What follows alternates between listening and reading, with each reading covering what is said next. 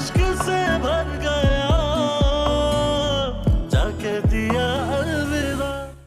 शबाना, क्या तुम्हें लगता है कि तुम्हें मुझसे मोहब्बत है? Do you love me?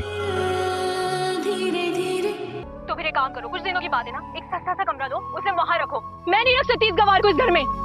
Shabana Kabir की दादी का दिल रखने के लिए शादी के लिए हाँ तो कर रही है, लेकिन उसे नहीं पता कि वो शख्स जिसकी वजह से बाबला इसकी वजह से शहर में दर बदर भटक रहा है। अब दूसरी तरफ शबाना सबसे बड़ा स्टेप उठाने जा रही है, वो कबीर से शादी करने जा रही है क्योंकि उसकी दादी की ख्वाहिश है और शबाना को भी लगता है कि कबीर उसके लिए अच्छा लड़का है, क्योंकि इंसान की जिंदगी में पैसा होना बहुत जरूरी है। शबाना ने अपनी जिंदगी में बहुत से लोगों को मौका देकर देखा, सालार बाबला उसके अलावा भी इतने लोगों को मौका दिया, लेकिन उसकी उम्मीदों पर कोई पूरा नहीं उतरा। अब दूसरी तरफ अब कबीर से वो कहती है कि मैं तुम्हारे लिए शादी के लिए राजी हूँ क्योंकि तुम्हारी दादी चाहती है कि मैं तुमसे शादी करूँ। कबीर कहता है इससे पहले एक बार सोच लो, सिर्फ मेरी शादी के लिए नहीं, शादी दो बंधन ऐसा होता है जिसके अंदर इंसान को सारी जिंदगी अपने साथ गुजारनी होती है। अब मैं नहीं चाहता हूँ मेरी दादी की फोर्स करने की वजह से तुम लगकर जबरदस्ती ये फैसला लो जिसकी वजह से कल को हमारी जिंदगी बर्बाद न हो जाए। लेकिन शबाना फैसला कर चुकी है कि वो शादी करेगी तो कबीर से ही करेगी, लेकिन उसे नहीं पता है कि बाबला उसके लिए शहर पहुंच चुका है। अब बाबले को घर में जगह ना मिलने की वजह से उसका भाई और उसकी भाभी कहते हैं कि हम इसे घर नहीं रख सकते। बाबला सड़कों पर दर बदर घूम रहा है और दोस्तों आने वाले एपिसोड में देखेंगे जहां पर बाबला फेमस हो जाता है और उसकी शायरी भी फेमस हो जाती है, जिसकी वजह से कोई आम आदमी नहीं रहता।